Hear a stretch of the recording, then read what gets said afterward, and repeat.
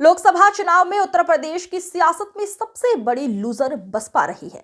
बसपा प्रमुख मायावती के अकेले चुनाव लड़ने के फैसले ने उनकी पार्टी का यूपी में पूरी तरह से सफाया कर दिया है।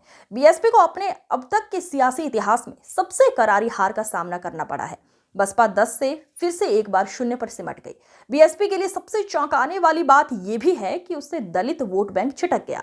सूबे में कभी दलितों की एक छत्र नेता रही मायावती 2024 के चुनाव में 10% से कम वोट लेने में कामयाब हो पाई। तो दूसरी तरफ दलित राजनीति उभरते चेहरे चंद्रशेखर नगीना से सांसद बनने में कामयाब रहे। ऐसे में अब सवाल उठ रहा है कि क्या मायावती की सियासत खत्म होने की कगार पर पहुंच गई है। वजह यूपी के उपचुनाव भी है। यूपी के उपचुनाव में बसपा के उम्मीदवारों की जमानत तक जब्त हो गई। प्रधानमंत्री पद की दावेदार बन चुकी मायावती आज अपने राजनीतिक अस्तित्व को तलाश रही हैं। बसपा संस्थापक कांशीराम ने उत्तर प्रदेश में दलित राजनीतिक चेतना जगाने का काम किया, जिसका नतीजा रहा कि मायावती 1995 में मुख्यमंत्री बनने में कामयाब रही। 2007 में बसपा ने पूर्ण बहुमत के साथ यूपी में सरकार बनाने में सफल रही, लेकिन यहीं से मायावती का सियासी आधार खिसकना भी शुरू हुआ। साल 2012 में सत्ता गंवाने के बाद से बसपा सियासी हाशिए पर चलती चली आ रही है। उसने मायावती को बेचैन कर दिया है। 2022 में बसपा के एक विधायक का जीतना और 2024 में खाता न खुलना यूपी की सियासत में मायावती एक अदना सी प्लेयर बन गई है। उत्तर प्रदेश में खोई राजनीतिक जमीन पाने के मकसद से उपचुनावों में उतरी बहुजन समाज पार्टी के लिए उपचुनाव एक और बुरा सपना ही साबित हुआ। बड़े नेताओं के प्रचार से दूरी और जमीन पर मतदाताओं से दूरी का असर ये रहा कि पार्टी के उम्मीदवार एक एक वोट को तरसते दिखे।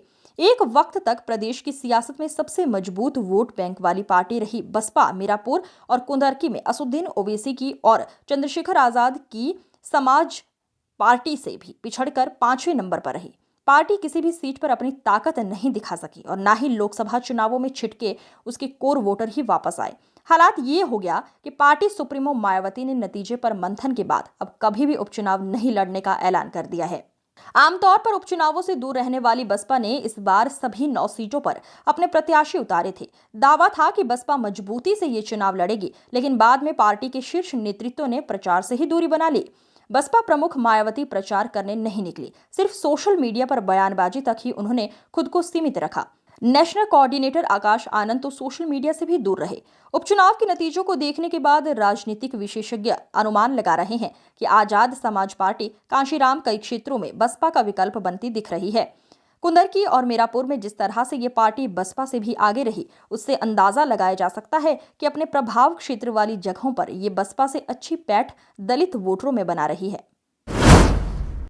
इस अंक में फिलहाल इतना ही। अगले अंक में फिर होगी मुलाकात। तब तक के लिए नमस्कार।